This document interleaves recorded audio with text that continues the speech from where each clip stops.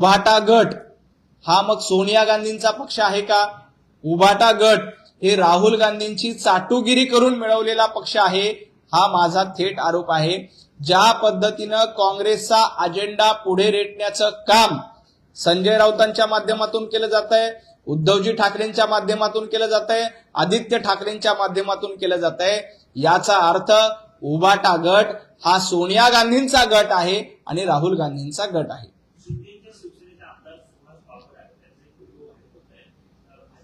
प्रतिस्पर्धी जे उमेदवार आहेत किंवा पदाधिकारी आहेत त्यांना उद्देशून ते बोलताना असं म्हणतात की तुमचा मुख्यमंत्री जो आहे तो आमच्यासारखे 242 सोबत आहेत म्हणून निवडून आलेला आहे आणि सुहास बाबर कोण आहे हे तुमच्या मुख्यमंत्र्यांना जाऊन विचारा, त्यांच्या भाषेत अशी टीका सत्ताधारी आमदार करतात। खरं तर मुख्यमंत्री देवेंद्रजी फडणवीस यांना महाराष्ट्रातल्या 11 कोटी जनतेनं आशीर्वाद दिले। 11 कोटी जनतेच्या जीवावर देवेंद्रजी फडणवीस निवडून आले।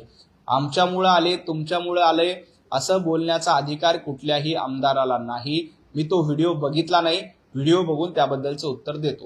एक वेगळा प्रश्न होता, मुंबईतील हवेचा दर्जा प्रचंड असलेला कोणत्याने एक समिती नेमली आणि न्यायमूर्तींच्या अध्यक्षतेखाली एक महिन्यामध्ये त्या संदर्भातील अहवाल सादर करण्यासाठी इतकंच नाही तर महापालिकेवर देखील ताश ठेवलेले आहे। वारंवार सूचना देऊन देखील मुंबईतील प्रदूषण आहे नाही, मुंबईतल्या प्रदूषणाचा प्रश्न अतिशय गंभीर आहे। महापालिकेमध्ये आता इतके दिवस प्रशासनाचं राज्य होतं, परंतु आता महापालिका लवकरच महापौर बसतील, पुढच्या सगळ्या प्रक्रिया पूर्ण होतील। मुंबईच्या प्रदूषणाबद्दल राज्य सरकार देखील गंभीर आहे आणि ज्या पद्धतीनं मुंबईचं पोल्युशन कमी करण्यासाठी डीप क्लिनिंग असेल किंवा पाण्याची फवारणी असेल, असे वेगवेगळे उपाययोजना राज्य सरकारच्या वतीनं केल्या जात आहेत। महापालिका देखील येणाऱ्या काळामध्ये याबद्दलच्या उपाययोजना निश्चित करेल। शहराध्यक्ष नाशिकचे शहराध्यक्ष सुनील केदार यांनी राजीनामा दिलेला आहे।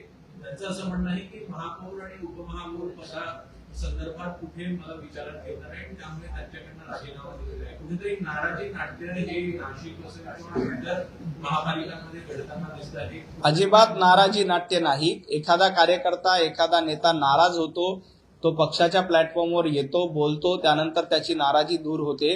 अजिबात कोणीही नाराज नाही। एवढा मोठा पक्ष आहे, काही ठिकाणी एखाद्या कार्यकर्त्याच्या मनासारखं होत नाही, त्यावेळेला तो आपली भावना व्यक्त करणं साहजिक असतं, परंतु भारतीय जनता पार्टी शिस्तबद्ध पक्ष आहे। आमचे पक्षाचे नेते त्यांची योग्य ती दखल घेतील आणि ही नाराजी निश्चितपणे दूर होईल। मुंबईमधील रोहित शेट्टी यांच्या घराण्याची गोळीबार झाला, त्याच्यानंतर विष्णू यांचा आदित्य सोबतही आधी सलमान खान असेल, बाबा सिद्दीकी असेल, यांच्या संबंधाच्या घराण्याची गोळीबार झाली असेल, यामध्ये विष्णू यांनी मुंबई असेल, महाराष्ट्र असेल, महायुती सत्ता आहे सध्या, कुठेतरी विष्णू यांना नुसत्या राहण्यामध्ये कुठेतरी अपयश येते का? अजिबात नाही। रोहित शेट्टी यांच्या घरावर हल्ला झाल्यानंतर तातडीनं ते आरोपी पकडण्याचं काम पोलिसांनी केलं, गृह खात्याने केलंय। याआधी देखील अशा पद्धतीची जे काही कृत्य झाले त्या सगळ्यांना बंदोबस्त करण्याचं काम, जेरीस आणण्याचं काम पोलिसांनी केलेलं आहे। त्यामुळं गृह खाते अतिशय सक्षम हातात आहे।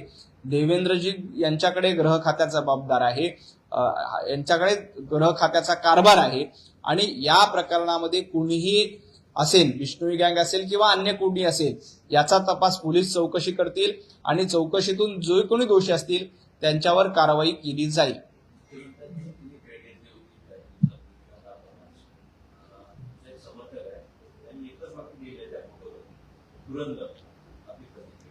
देवेंद्रजी फडणवीस हे महाराष्ट्राचे धुरंधर आहेत आणि उभाटा गटाचे लोक महाराष्ट्राचे दलिंदर आहेत, हे याआधी देखील मी सांगितलेलं आहे।